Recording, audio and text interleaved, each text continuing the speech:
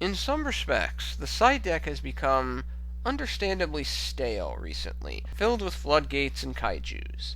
This reality is unfortunate, for some cards that could be interesting game changers tend to get forgotten or not receive the respect they should because of the attention paid to the more popular options. So, what are some interesting side deck cards that do not receive the level of attention and respect I think they should?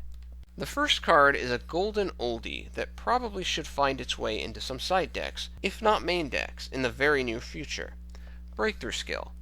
I think Breakthrough Skill receives less respect than it should, and in my eyes, it is the best non-solemn means for addressing monsters that have quick play-based negation or destruction effects, like Tree Toad, Cyber Dragon Fendi, Hot Red Dragon Archfiend Abyss, etc. On the field, Breakthrough Skill can be used to bait the negator, then hit it with whatever removal strategy you have planned, especially if developing that removal strategy requires some level of setup that the negator will interrupt, i.e. playing a certain monster effect that gets you some form of search that later down on the line allows you to get rid of that negator. Or you can use Breakthrough Skill to directly negate the negation attempt of the removal if that option is already available. Some argue Fiendish Chain is superior to Breakthrough Skill due to the attack restriction aspect. However, this point is only relevant to monsters without negation or quick play removal abilities, which in this era of Yu-Gi-Oh! Should not really be a meaningful problem for any legitimately competitive deck. There is no real difference between the ability of Breakthrough Skill and Fiendish Chain to aid in the removal of a monster when that particular card is activated from the field, and the attack restriction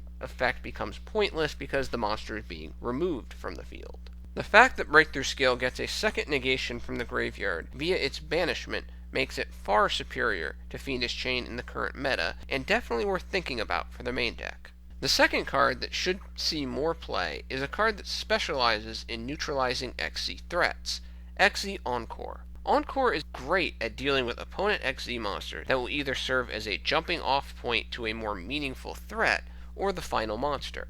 Encore initially bounces the monster back to the extra deck, and then resummons its material.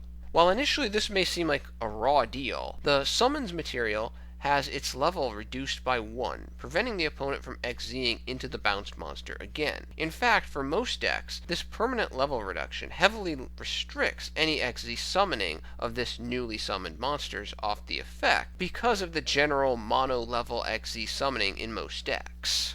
Furthermore, Encore has 2 additional advantages. 1, it's a quick play, so it can be utilized during either turn to either eliminate a monster during your turn without having to wait a turn for some specialized trap, or it can be used during the opponent's turn to remove the potential threat before it becomes an actual threat. 2, the opponent cannot respond to its activation. Thus, Encore will remove that XZ monster that it targets, period.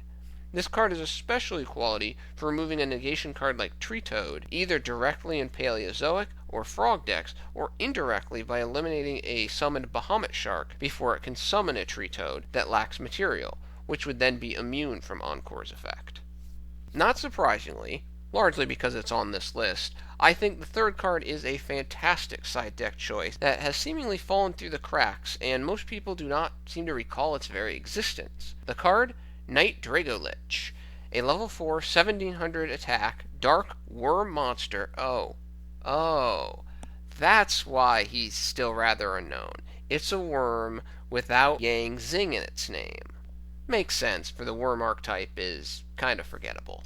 The gist of Knight's continuous effect is to put all extra deck monsters and monster summoned from the main deck to defense mode, and drop their defense equal to their original defense. Basically, they're permanently locked in defense mode with 0 defense unless the opponent is increasing the monster's defense through some other card effect, which is very rare. Since the effect is a continuous one, monsters like Tree Toad and Cyber Dragon Fendi cannot negate its effect. As a level 4 1700 attack dark monster, it can slide almost seamlessly into a number of decks, doing almost nothing to negatively affect deck synergy. The only real weakness for this card is that it does not negate effects, so it can be destroyed by a monster with a quick play destruction effect like ABC Buster Dragon. However, it still forces Buster Dragon to defense mode, and if you want to get rid of Night Draco, which the ABC Buster Dragon player will definitely want to do, forces him to burn the effect to get rid of Night. The second to last card is a nice draw card that I main deck in some of my rogue decks, but tends not to see play overall, which is interesting in a meta that is so seemingly obsessed with drawing that Pot of Desires costs what it currently costs on the secondary market. The card? Monster Slots.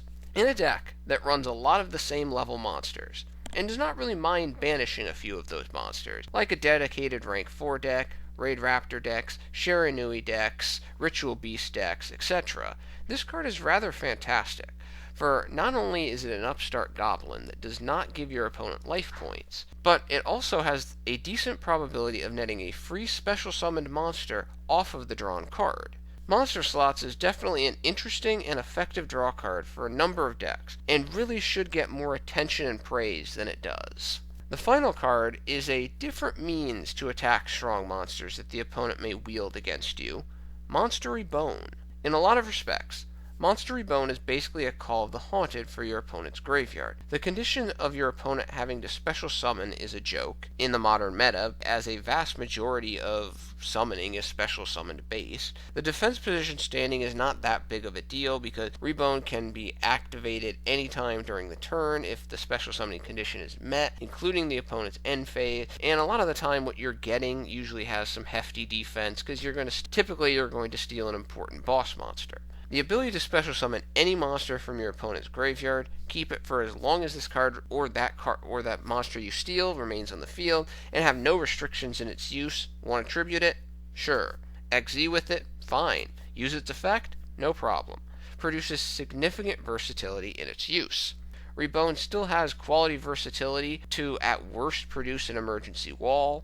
Of course, Rebone is definitely a side deck choice first, because there are some decks that kind of laugh in a sense at Rebone, like Burning Abyss. Oh, you want to take my monster? Feel free. Then I'll destroy it, and it'll go back to my graveyard, and I'll get a plus. However, if you destroy Rebone before you destroy the monster is banished instead. This banish effect associated with Rebone can actually produce some interesting strategic decisions with regards to your own card choices. Overall, in no way am I arguing that these card choices are better than the generic standard side deck cards that are much more popular, the Anti-Spell Fragrances, the System Downs, the Ghost Reaper Winter Cherries, etc. But I think these are some interesting choices that have been somewhat forgotten for whatever reason, and could actually have more efficiency in certain deck build than the standard side deck cards. Well, those are some of the cards that I think could be interesting choices and deserve at least a second look for the side deck in the coming After Invasion of Vengeance meta. Thank you for your attention and your time. I'm out.